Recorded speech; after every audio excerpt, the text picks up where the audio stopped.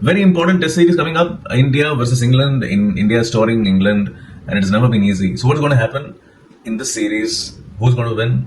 Is what I'm going to talk about astrologically in this video. And you know the normal drill, right? I'll be talking about the captain's analysis. Then I'll be talking about the team analysis, and finally we'll talk about the coaches. So let's start with the Indian team. India has been undergoing a transition, so we have a new captain, Shubman Gill. Shubman Gill, I mean, there's a confusion about his birth year. Probably he could be born in 97. Okay, there is also a possibility that he could be born in 99, but I tend to believe that he's born in 97. So he's born in a Grey Lizard Proto, so he does have a strong horoscope.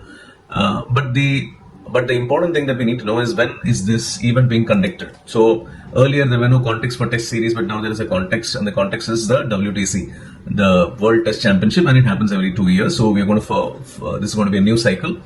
And if you look at the last two cycles, they were won by captains born in the 1990s. So the first inaugural WTC was won by Kane Williamson, born in 1990. Then it was won by 93 born Pat Cummins. So then, of course, the recent one is won by, the last one, of course, was won by, and I had predicted that, which is won by 1990 born Timba Bauma.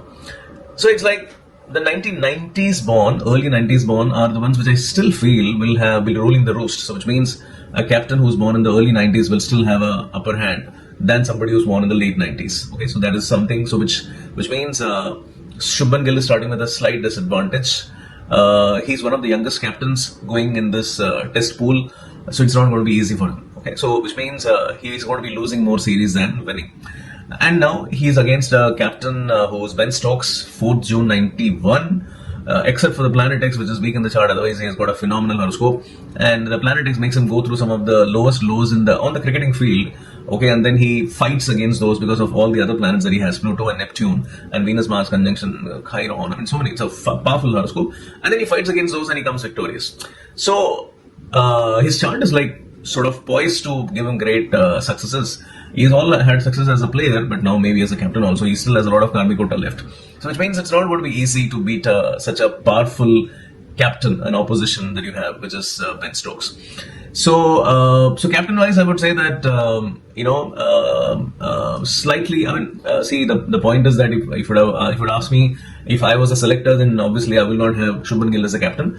Shubman Gill is a long-term captain for sure. He could be, in my books, he could be the captain in 2028, maybe 28, 29, maybe in the next cycle. But at this point of time, I would have preferred a captain who was born in the early 90s. I mean, someone like a KL Rahul, absolutely the best choice. But of course, he's not there. So fine. So now looking at the players. So do we have a good team? Yeah, it seems like a good team. I mean, for a team that's in transition, it seems decent. But somehow I'm not very convinced about the fact that, I mean, look at two major omissions. I mean, I feel they are real big omissions, and whatever I'm talking about is completely from astrological perspective, nothing cricketing perspective. Number one, that the team, I mean, like, you don't have a Virat Kohli, you don't have a Rohit Sharma. See, every player is replaceable. I mean, you can't say that Virat Kohli you can't move on. You can definitely move on from him, and I feel that this is the right time that we move on from Virat Kohli, because we need a very strong, a player going forward who will be at the number 4 or maybe a number 5. And Shubman Gill has taken upon himself. I mean, it's a very important position, right? I mean, we're looking at a Tendulkar and then Virat Kohli, and then now he himself has taken it up. I would say that, but there is one player who's missing. Very, very surprising that he's not there. Shreyas Iyer, 1994 born. I mean, he actually would have been even a captaincy material. He's not in the team, which I'm still not able to fathom this.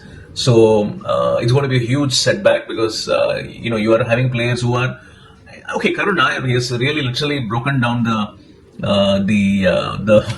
door of the selectors. So obviously he deserves a chance. Sai Sudarshan, I don't know how much has he done really to deserve the place there. I feel that there is one more player who has done really well for the country, and he's not there. Sarfaraz Khan, 97 born. He's got a phenomenal chart, and you brought in somebody who's too younger, 2001. And one important thing is that Karun Nair and Sai Sudarshan, both of them are born in Amavasya. So when you have two people born in Amavasya, then the squad becomes slightly weaker. And even if they go on to score centuries, they may not be part of winning team. So that becomes a problem. So again, the astrological balance of the squad is very poor, because of these selections. And if I'm looking at it, I mean, probably we'll have to have a Shardul Thakur playing a hero a few times. And Jasprit Bumrah is going to be only available at a few matches. You really don't have great replacements. You have a Arshdeep Singh who's too young, 99 born.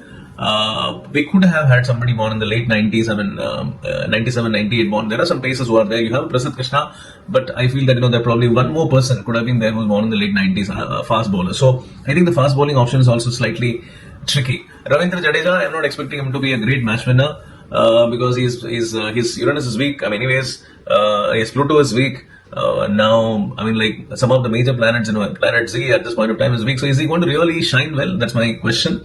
So the team, is weakened to a great extent. You have some good players, of course, SS Vijayaswal and KL Rahul, and some of them will play really well. But like Rishabh Pant, but my only worry is that is the team really strong enough to go and do something big? That is a big question. Now, talking about England, England is having a phenomenal squad. They have everyone from, they have a great astrological balance in the squad. The captain born in the 91. Then you're looking like someone like a Zach Crawley is 98 born, but you also have a Ben Duckett who's 94 born. So it's like a very good balance. Oli Pope 98 born, but you also have a Joe Root 90 born. Harry Brook 91, Ben Stokes 91 born. So it's like they have a early 90 and then someone in the late 90s and then very good horoscopes of these people. If I'm looking at everyone from even this. They're saying that the bowling attack is weak. I don't really agree. They have this Bryden Carsey.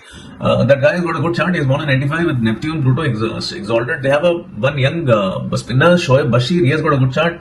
Even that Joe Stung is not much talked about. Even he has a good chart. So it's like, I think it's going to be very difficult to beat this strong England team. So winning the series is out of question. Okay, and if I'm going to look at the captains, so the coaches, Gautam Gambhir and Brendan McCullum are born, just a few, weeks apart.